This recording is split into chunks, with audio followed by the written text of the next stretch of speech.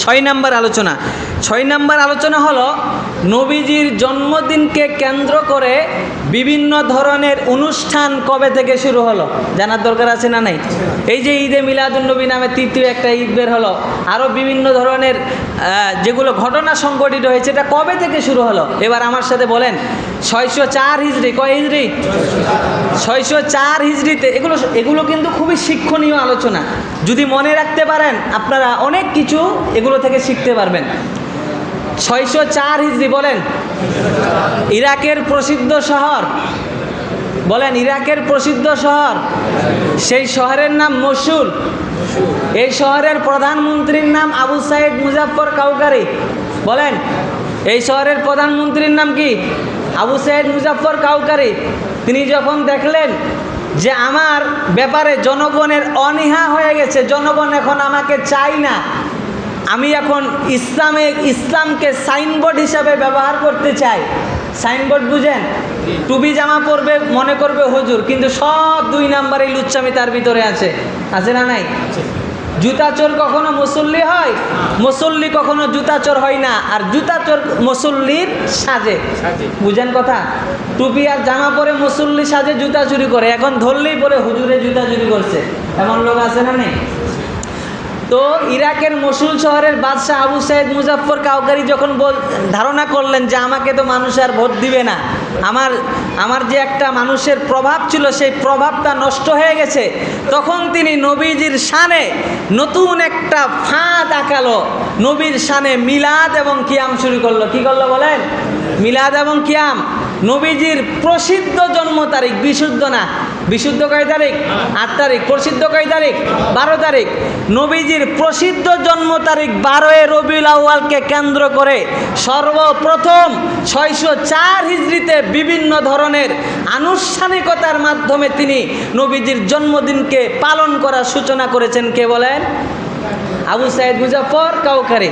এবং তিনি এই অনুষ্ঠানটা যে হুজুর দ্বারা, যে আলেম দ্বারা করেছেন, তার নাম আবুল খত্তাব উমর ইবনে দেহিয়া। বলেন কি নাম? সেই বেদাতি আলেমের নাম কি বলেন? আবুল খত্তাব উমর ইবনে দেহিয়া। বলেন হুজুর, যে আরবি নাম বলেন আমরা তো উচ্চারণই করতে পারি না। আচ্ছা শুনেন, সেই বেদাতি আলেমের নাম কি বলেন? আবুল খত্তাব উমর ইবনে দেহিয়া। এই বেদাতি আলেম সম্পর্কে ইবনে হাজার আসকালানি রহমতুল্লাহ আলাই বলেছেন, কাসরাতুল ওয়াকিয়াতি ফিল আইম্মা ওয়াস সালাফি মিনাল উলামা। এই আবুল খত্তাব উমর ইবনে দেহিয়া বেদাতি আলেম ভবিষ্যৎ প্রজন্মের যারা বিগত আলেম উলামা ছিল তাদের ব্যাপারে ভয়ঙ্কর কথাবার্তা বলতো, উস্কানিমূলক বাজে কথাবার্তা বলতো। কে বলতো বলেন? বেদাতি আলেম আবুল খত্তাব উমর ইবনে দেহিয়া।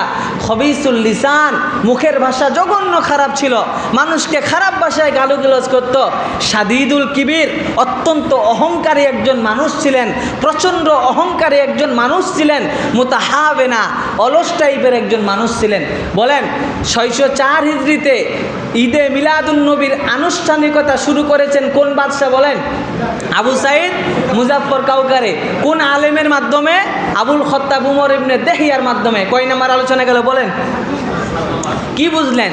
604 হিজরির আগে কোনো ধরনের ঈদে মিলাদুন্নবী নামে কোনো ঈদ ছিল না। 604 হিজরির আগে কোনো ধরনের ঈদে মিলাদুন্নবী নামে কোনো কি ছিল না? ঈদ ছিল না। যেটা সাহাবা একরাম করে নাই, যেটা নবীর জামানায় ছিল না, নিঃসন্দেহে সেটা বিদআত। বলেন, যেটা নবী করে নাই, নবীর সাহাবারা করে নাই, নিঃসন্দেহে সেই আমলটা কি বলেন? বিদআত। তাহলে ঈদ আমাদের সমাজে কয়টা বলেন? 2টা। যারা তৃতীয় ঈদকে নিজের আশেক হিসাবে দাবি করে এরা ভ্রান্ত মতবাদে আছে। কারণ যদি তৃতীয় ঈদ থাকতো, সর্বপ্রথম সাহাবা একরাম আমল করতো। সাহাবা একরাম সম্পর্কে আল্লাহ বলেন রাদিয়াল্লাহু আনহুম ওয়া রাদু আনহু। আল্লাহ সাহাবা একরামের উপরে খুশি, সাহাবা একরাম আল্লাহর উপরে খুশি। যারা তৃতীয় ঈদ ঈদে মিলাদুন্নবী পালন করে এদের ব্যাপারে কোরআনে কোনো আয়াত নাই, এদের ব্যাপারে কোনো কোরআনের মধ্যে সম্মানসূচক কোনো শব্দ নাই, বরং এদের ব্যাপারে আছে দালালা, গুমরাহ, পথভ্রষ্ট। এরা কখনো সঠিক পথের দিশারি হতে পারে না। ইসলামে ঈদ কয়টা বলেন? ইয়াউমাল আযহা ওয়া ইয়াউমাল ফিতর। ঈদুল ফিতর এবং ঈদুল আযহা। কয় নাম্বার গেল বলেন? 6 নাম্বার। আর 2টা